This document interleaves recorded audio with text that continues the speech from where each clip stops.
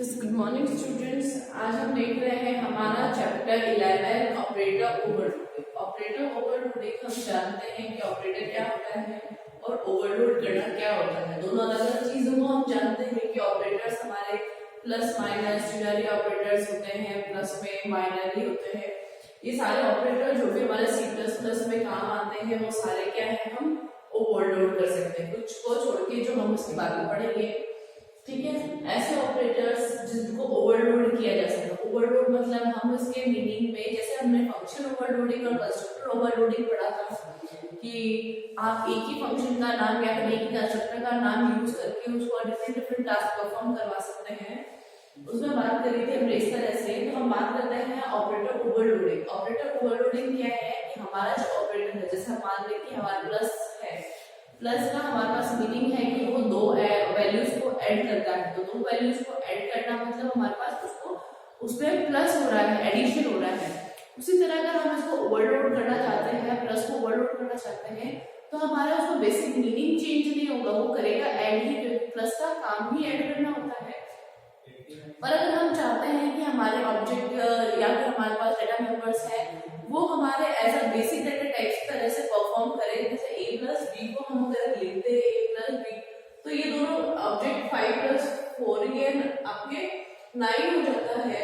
इसी तरह अगर हमारे पास ऑब्जेक्ट 1 और ऑब्जेक्ट 2 होता है, उनकी वैल्यूज को प्लस करना होता है, तो किस तरह से तो हम उनको कर पाते हैं। या फिर डेटा मेंबर्स होते हैं, क्या हमारे पास बेसिक हमारे पास उस तरह से परफॉर्म करें जिस तरह से हमारे पास बाकी सारे डेटा आपके मेंबर्स परफॉर्म करते हैं या फिर बेसिक डेटा टाइप परफॉर्म करते हैं।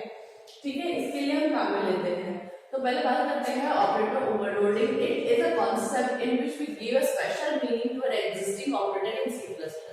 हम क्या C++ में जितने भी ऑपरेटर्स हैं उनको एक स्पेशल मीनिंग देते हैं। प्लस तो वो करेगा, उसके अलावा वो क्या करेगा, तो आपको इस तरह से इस बताना है। ठीक है, तो आपको चेंज उसकी खुद की मीनिंग में नहीं चढ़ोगा, उस मीनिंग में आप ऐड कर सकते हैं कुछ स्पेशल।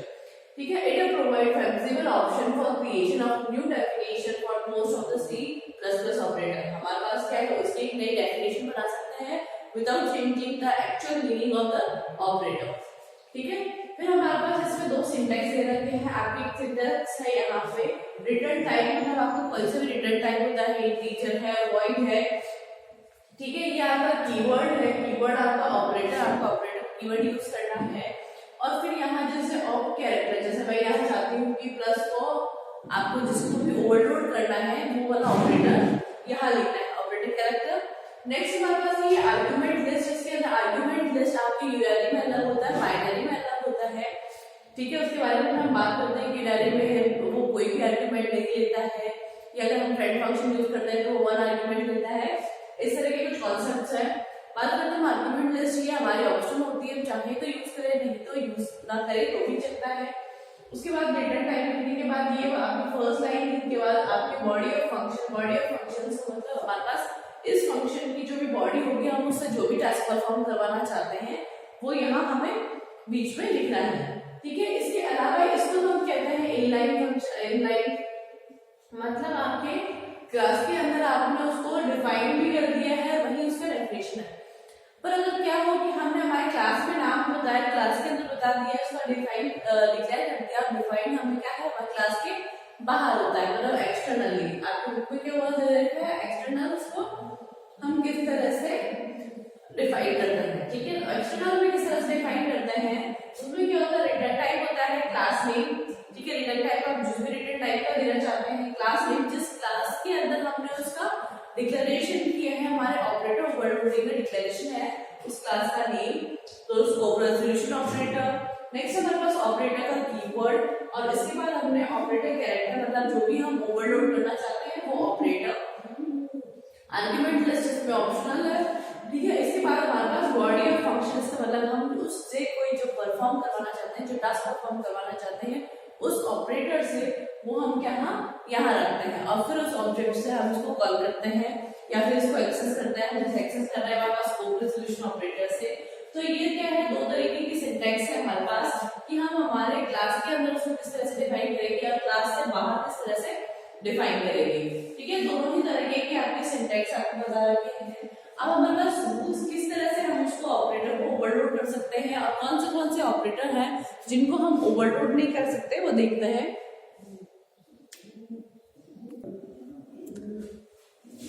हमारे पास बात करते हैं ऑपरेटर जो कि ओवरलोड नहीं हो सकते हैं। वो ऑपरेटर्स की बात सीखते हैं कि कौन से ऑपरेटर्स हैं C++ में जो कि ओवरलोड नहीं हो सकते। उसमें है हमारे पास 5 ऑपरेटर्स हैं।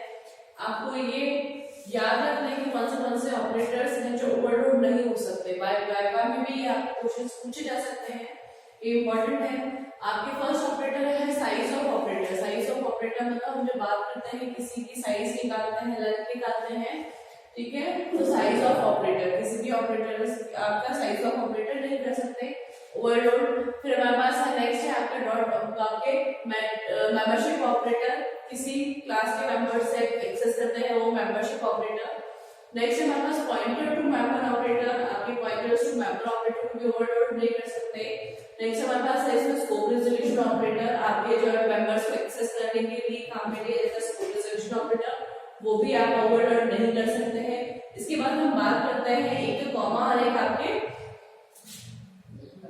रेशियो जैसे साइन है, जो कि आपको क्या बोलते हैं कि दोनों क्या है कंडीशनल ऑपरेटर्स हैं। उन कंडीशनल ऑपरेटर को भी आप क्या है ओवरलोड नहीं कर सकते, ठीक है। तो ये 5 है जिन ऑपरेटर्स को हम ओवरलोड नहीं कर सकते। इसके अलावा जो भी ऑपरेटर्स हैं C++ के अंदर उनको ओवरलोड कर सकते हैं। आप अपना कोई नया ऑपरेटर नहीं बना सकते, जो अवेलेबल है उन्हीं ऑपरेटर्स पे हमें ये ओवरलोडिंग परफॉर्म कर सकते हैं, ठीक है। बात करते हैं हम ऑपरेशंस की या रूल्स की, कह सकते हैं कि किस तरह से ओवरलोडिंग क्या क्या चीजें हमें उसको ध्यान में रखनी है, ठीक है। बात करते हैं फर्स्ट हमारे पास only existing operator can be overload, new operator can not be created. इसमें क्या है कि हमारे C++ में जितने भी ऑपरेटर्स हैं हम उन्हीं को ओवरलोड कर सकते हैं। इसके अलावा हम कोई खुद यूजर क्रिएट नहीं कर सकता आपके ऑपरेटर्स को, ठीक है। We can not change the basic meaning of an operator. किसी भी ऑपरेटर की हम बेसिक मीनिंग चेंज नहीं कर सकते। जैसे कि मैंने आपको पहले बताया है कि हमारा जो प्लस है वो प्लस आपका मीनिंग वही रहेगा कि आप उसको कोई दो चीजों को एडिशन करना होता है तो हमें प्लस का साइन चाहिए होता है, या फिर किसी नंबर को हमें पॉजिटिव शो करना है, मतलब मोर देन 0 शो करना है, ये आप कह सकते हैं कि उसको हम कहते हैं यूनरी ऑपरेटर के अंदर। तो हम उसका मीनिंग चेंज नहीं कर सकते, पर उसके मीनिंग में हम कुछ और ऐड कर सकते हैं। थर्ड इसमें we can not change the syntax, grammatical rules such as number of operand, precedence and associativity. हम क्या नहीं चेंज कर सकते, जैसे कि मैंने बताया था कि सिंटैक्स लिखने का कोई भी ग्रामेटिकल रूल्स होते हैं वो लिखने का वो चेंज नहीं कर सकते। या फिर हम नंबर ऑफ ऑपरेटर कि अगर हमारे पास यूनरी ऑपरेटर यूज कर रहे हैं पर उसके आसपास हमने अगर बाइनरी ऑपरेटर लगा दिए हैं, ऑपरेंड लगा दिए, 2 ऑपरेंड ले लिए हैं, तो वो क्या है हमारे पास नंबर ऑफ ऑपरेंड, मतलब हम हमारे कौन से ऑपरेटर के साथ कितने ऑपरेंड्स चाहिए वो नहीं चेंज कर सकते। प्रेसिडेंस चेंज नहीं कर सकते कि कौन सा पहले आपको सॉल्व होगा। अगर प्लस माइनस डिवाइड मल्टीप्लाई है तो उनका प्रेसिडेंस मतलब उनको पहला कौन सा यूज हो गया, पहला कौन सा सॉल्व होगा, उसका प्रेसिडेंस आप चेंज नहीं कर सकते। उनकी एसोसिएटिविटी चेंज नहीं कर सकते। तो ये चीजें आप क्या है चेंज नहीं कर सकते। नेक्स्ट बात करते हैं यूनरी ऑपरेटर को जब हम ओवरलोड करते हैं तो आप जानते हैं कि जितने भी ऑपरेटर्स हैं 2 तरीके से ओवरलोड हो सकते हैं, ठीक है। एक तो मेंबर फंक्शन से और एक हमारे पास है फ्रेंड फंक्शन से। फ्रेंड फंक्शन हमारे आपके सिलेबस में नहीं है, ठीक है। इसके प्रीवियस वाले चैप्टर्स में जब वहाँ फ्रेंड फंक्शन है वो हमें कटवा दिया है और इस वाले आपके चैप्टर में भी आपके फ्रेंड फंक्शन नहीं है, ठीक है। और होता है आपके 2 तरीके से ऑपरेटर ओवरलोड, आपके फ्रेंड फंक्शन से होता है, एक मेंबर फंक्शन से, ठीक है। जब बात करते हैं हम यूनरी ऑपरेटर्स की, ऐसे ऑपरेटर जिसमें एक ऑपरेंड होता है, यूनरी ऑपरेटर जिसको हम ओवरलोड करते हैं, तब हम अगर मेंबर फंक्शन से ओवरलोड कर रहे हैं, आपके यूनरी ऑपरेटर को ओवरलोड कर रहे हैं with the help of member function, तो वो आपका कोई आर्गुमेंट नहीं लेगा, ठीक है। Takes no argument and no return value. पर इसी को अगर आप फ्रेंड फंक्शन से कर रहे हैं तो वो आपको क्या है 1 आर्गुमेंट आपको लेगा, but by means of friend function जब आप फ्रेंड फंक्शन से आप अगर यूनरी ऑपरेटर को ओवरलोड कर रहे हैं तो आपको क्या है 1 आर्गुमेंट देना है। दोनों में डिफरेंस है। इसी तरह जब हम बाइनरी ऑपरेटर की बात कर रहे हैं, बाइनरी ऑपरेटर जब हम ओवरलोड करते हैं, अगर मेंबर फंक्शन से ओवरलोड करेंगे तो वो 1 आर्गुमेंट लेगा, और अगर हम हमारे फ्रेंड फंक्शन से ओवरलोड कर रहे हैं तो वो 2 आर्गुमेंट्स देगा, ठीक है। जब हम मेंबर फंक्शन को हम ओवरलोड करेंगे, मेंबर फंक्शन से ओवरलोड करेंगे तो वो 1 आर्गुमेंट देगा। पर हम जब बात करेंगे by the means of friend function से हम ओवरलोड करेंगे बाइनरी ऑपरेटर को तो वो 2 आर्गुमेंट्स देगा। तो ये ऐसे डिफरेंस है जो आपको ध्यान में रखना है। दोनों तरीके मैंने बता दी कि क्या क्या होता है। अब इसी में एक आपका प्रोग्राम दे रखा है। इस चैप्टर में आपको एक ही प्रोग्राम है और आपका एक टॉपिक है जिसपे हम बात करेंगे और उसी का एक आपका प्रोग्राम है यूनियनरी ऑपरेटर को मेंबर फंक्शन से ओवरलोड करना। उसके बारे में हम फंक्शन देखेंगे, प्रोग्राम देखेंगे और उसी प्रोग्राम को हम हमारे डेस्कटॉप पे भी चेक करेंगे। सो हमारा ओवरलोडिंग में आपका प्रोग्राम है ओवरलोडिंग का पोस्टफिक्स इंक्रीमेंट से हम ओवरलोड करते हैं प्रोग्राम को ओवरलोड पोस्टफिक्स इंक्रीमेंट ऑपरेटर। आपका पोस्टफिक्स इंक्रीमेंट ऑपरेटर आपको पता है कि पोस्टफिक्स क्या होता है, प्रीफिक्स क्या होते हैं कि आपके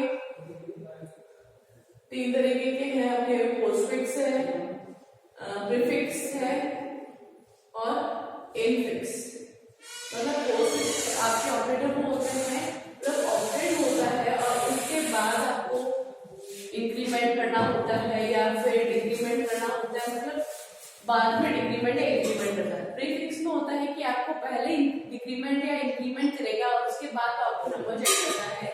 इसमें अपन लिखते हैं प्लस प्लस ए या माइनस माइनस ए, ये होता है हमारा ठीक है। और हमारे पास तीसरा होता है इनफिक्स जो कि हमारे पास 2 ऑपरेटर्स के बीच में ये आपके यूज होता है, वो इनफिक्स है, ठीक है। इस तरह से हमारे 3 तरीके के आपके इंक्रीमेंट और आपके हैं ऑपरेटर्स। हम बात कर रहे हैं हमारे पोस्टफिक्स इंक्रीमेंट की। तो पोस्टफिक्स इंक्रीमेंट में किस तरह से होता है आपके ओवरलोड, हम उसको देखते हैं। क्योंकि पोस्टफिक्स इंक्रीमेंट में हमारे पास ऐसा होता है कि हम जिसमें भी आपके प्लस प्लस आपको इंक्रीमेंट मिला है, ए प्लस प्लस लिखा है, इसका मतलब है हमारे पास क्या है, एक की वैल्यू को प्लस 1 कर देगा। प्लस प्लस का इसका मतलब ये नहीं होता है आपके डबल बार प्लस, इसका मतलब है a equals to a plus 1 आपकी ये वैल्यू होती है, ठीक है। तो a प्लस 1 होता है, ये a प्लस प्लस इसका मतलब है एक की वैल्यू में 1 प्लस करना है, ठीक है। आपको जो भी वैल्यू होती है उसमें प्लस प्लस करना होता है। पर हम इसको ओवरलोड ताकि इसलिए कर रहे हैं ताकि हमारा जो ऑब्जेक्ट है, जो मैंने बताया कि आप उसमें अपनी मीनिंग डिफाइन और एक्सटेंड कर सकते हैं, पर अगर रियल मीनिंग में चेंज नहीं कर सकते तो हम इस पोस्टफिक्स इंक्रीमेंट को हम उसका मीनिंग चेंज नहीं कर रहे, उसमें प्लस 1 ही होगा। पर इस बार हम क्या कर रहे हैं, हमारे वेरिएबल्स के साथ साथ हम क्या कर रहे हैं, इसमें आपके जो ऑब्जेक्ट है उस ऑब्जेक्ट्स में जो भी चीजें आपके अवेलेबल है उन सबको वो एक साथ ही इंक्रीमेंट करेगा। हम ये चेक करेंगे कि आपके ऑब्जेक्ट के लिए हम पोस्टफिक्स यूज कर रहे हैं। तो ठीक है, आपके प्रोग्राम है, आपके 2 प्रोग्राम है, आपके हेडर फाइल्स है। हेडर फाइल्स के बाद आपको क्लास पॉइंट दे रखी है, इंटीजर वैल्यू है हमारे पास x और y, जिसके x और y जो प्राइवेट मेंबर्स हैं पब्लिक से ऊपर इसलिए वे पब्लिक है हमारे पास। इसके अंदर एक फंक्शन दिया हुआ है void get data int a int b। आपके get data के अंदर इंटीजर a और इंटीजर b तक के 2 आपके पैरामीटर पास करे हुए हैं। a की वैल्यू को a के अंदर x के अंदर असाइन किया है, b की वैल्यू को y पर असाइन किया है, ठीक है। ये फंक्शन यहाँ क्लोज हो जाता है। नेक्स्ट फंक्शन है हमारे पास void show।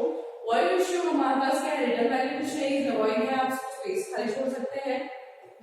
यहाँ पे काउंट हमारे पास है x इक्वल्स टू और y इक्वल्स टू। मैंने यहाँ पे x इक्वल्स टू के साथ टेम्प लिया है ताकि मैं x और y की वैल्यूज में थोड़ा गैप रख सकूं, इसलिए मैंने टेम्प वैल्यू यूज करवा दी है।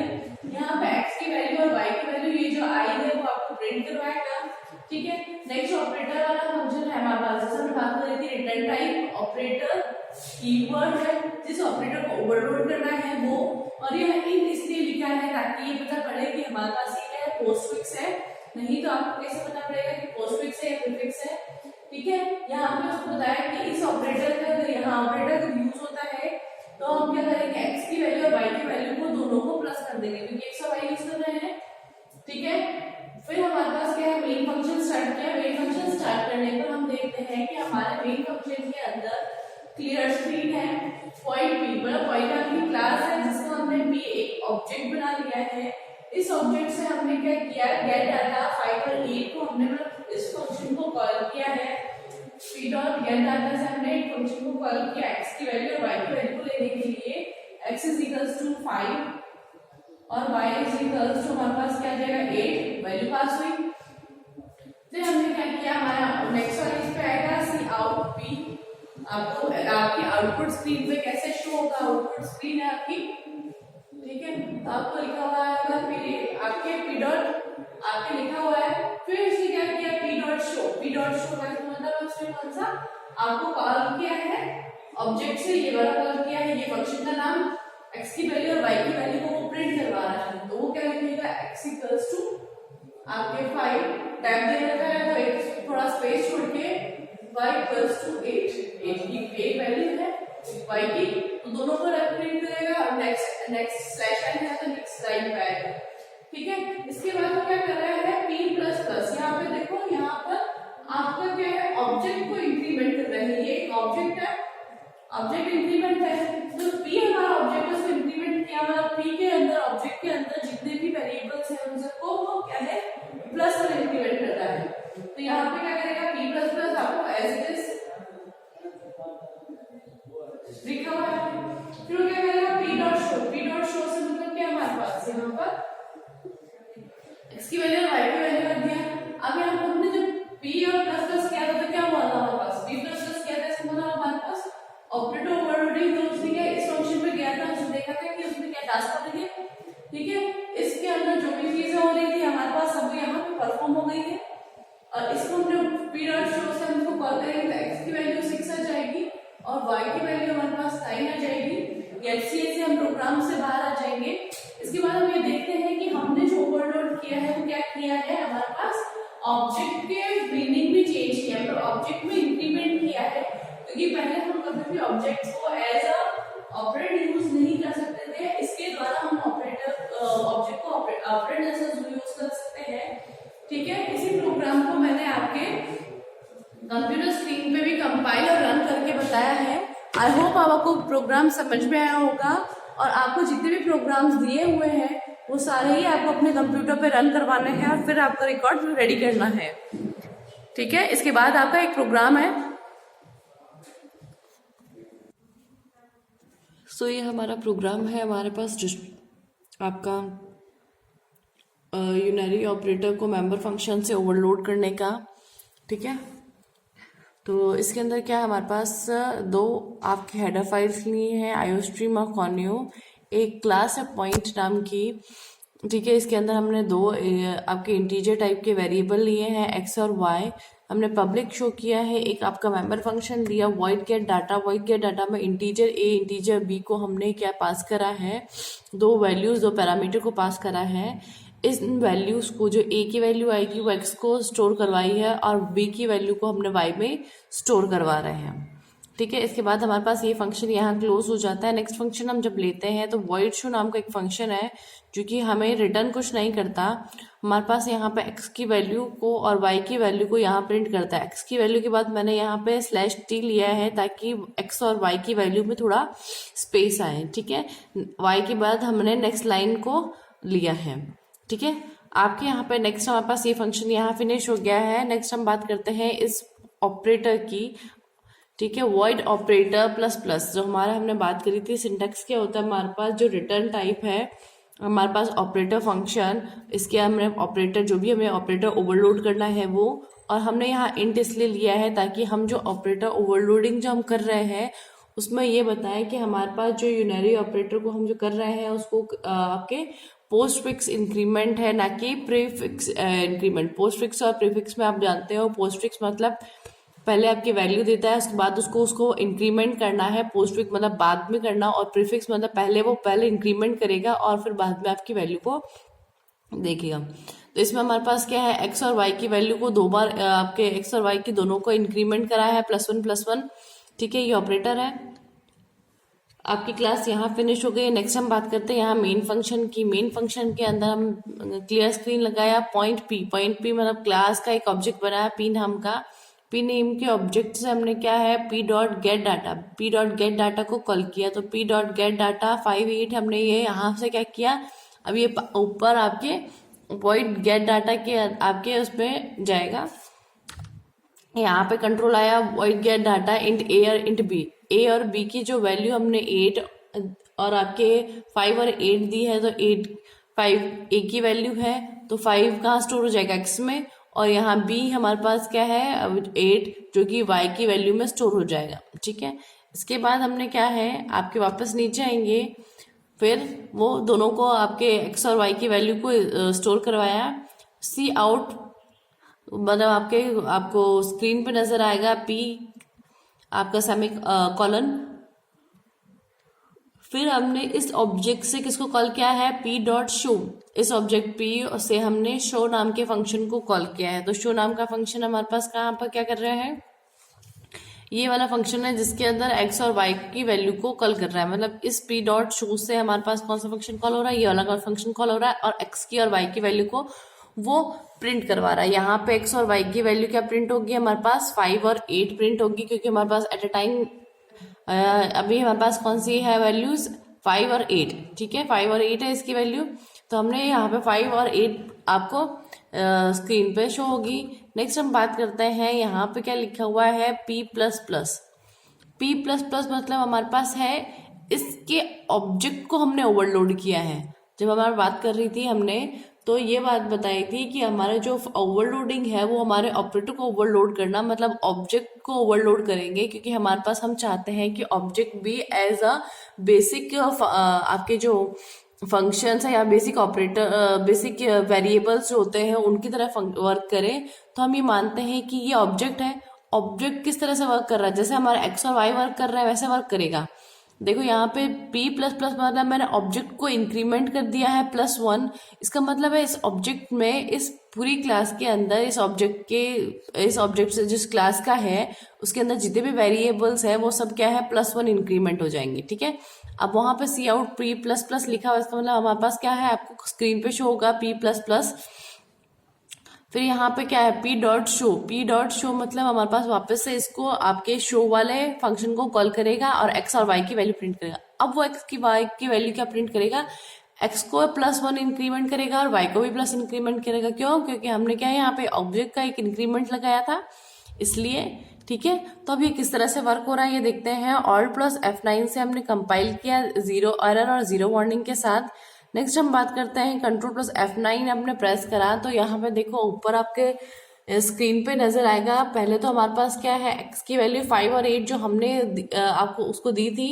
नेक्स्ट हमने इसमें p प्लस प्लस में क्या होगा, मतलब p हमने जब ऑब्जेक्ट को इंक्रीमेंट करा तब हमारे पास क्या x की वैल्यू भी +1 इंक्रीमेंट हो गई और y की वैल्यू भी +1 इंक्रीमेंट हो गई। इस तरह से ये आपके फंक्शन ऑपरेटर ओवरलोडिंग वर्क करता है। इससे पहले हमने आपके कंस्ट्रक्टर ओवरलोडिंग भी पढ़ा था, जिस तरह से हमने कंस्ट्रक्टर ओवरलोडिंग करा था, पर उसमें क्या था हमारे पास एक सेम नेम का आपको फंक्शन दे रखा था, मेंबर फंक्शन था, ठीक है, क्लास के नेम से। पर हमारे पास ये क्या है ऑपरेटर ओवरलोडिंग थोड़ा अलग है, ठीक है। तो इस तरह से हम ओवरलोड कर सकते हैं हमारे आपके ऑब्जेक्ट को भी, ठीक है। Thank you.